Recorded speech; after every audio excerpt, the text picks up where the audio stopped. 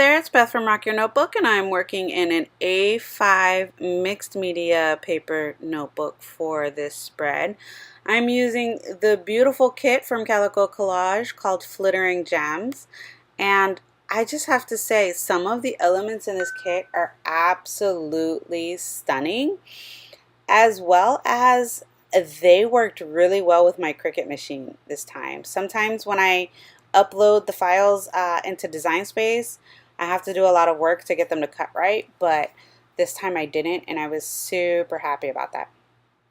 So I'm using this old stencil of mine. I believe it's a Crafter's Workshop stencil of just some scripty font and some light modeling paste, and I'm just scraping that through in random spaces on both sides of the spread. And then I'm gonna hit that with my heat gun. What I love about this light modeling paste is that it dries fairly quickly, and I was super impatient. Like, I didn't want to wait for it to dry. I wanted to just keep moving. And then I have this tree stencil that I got from Stencil Girl products, and I love their products, so I highly recommend you check them out if you haven't.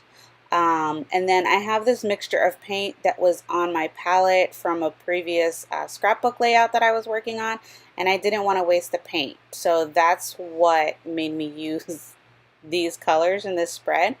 In the end, I'm super happy with the way it all ended up turning out. Like, I really think it turned out really great. One of my favorite things about acrylic paint is that you can get it to have this like watercolory look by just adding a decent amount of water, and that's what I did here.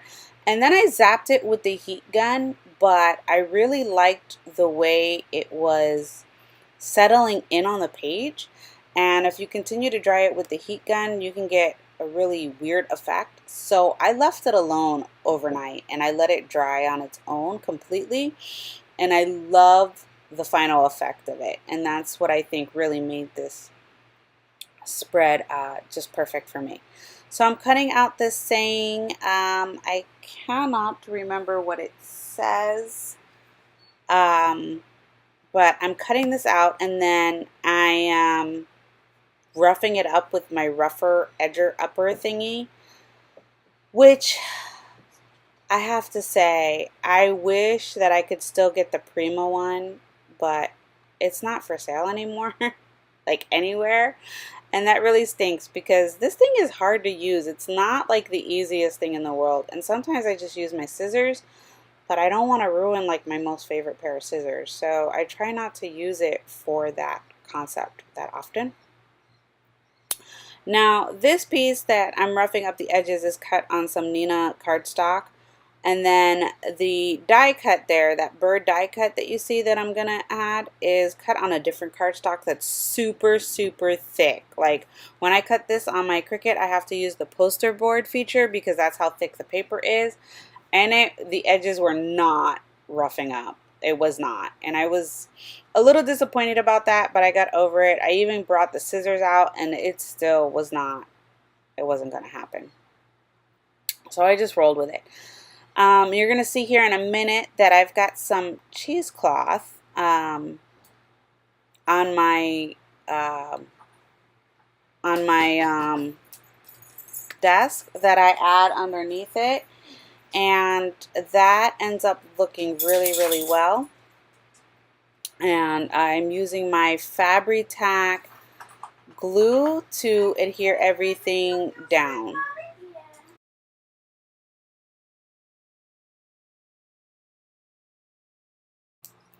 Okay, so I'm using my favorite Fabri-Tac glue to make sure that the die cut and the cheesecloth stay put where they need to be.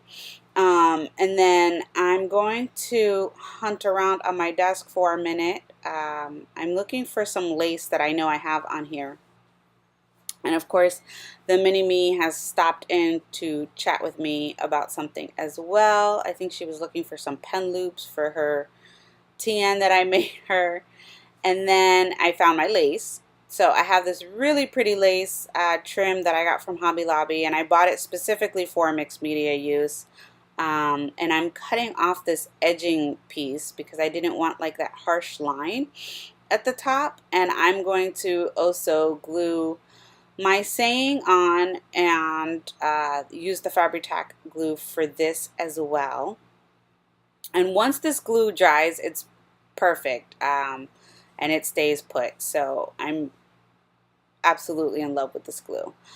Next, I'm going to hunt around for some stamps. I know I have a stamp set that I'm looking for in particular, so I'm gonna go ahead and hunt around for that stamp set, and then I'm going to grab my archival ink in gray, and I'm going to stamp a little bit in the background with the gray, and then I'm gonna bring up my book to you and show you that you can see it in real life, but you really can't see it on YouTube.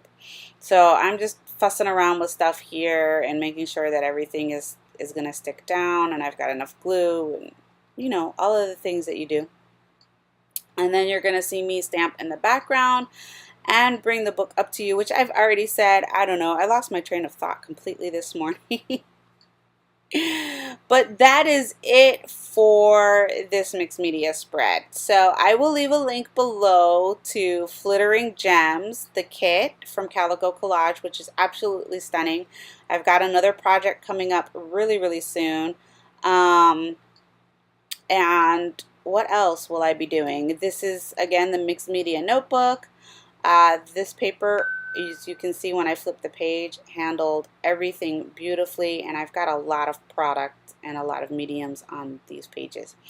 All right, that's it for me. Thank you so much for watching. Bye.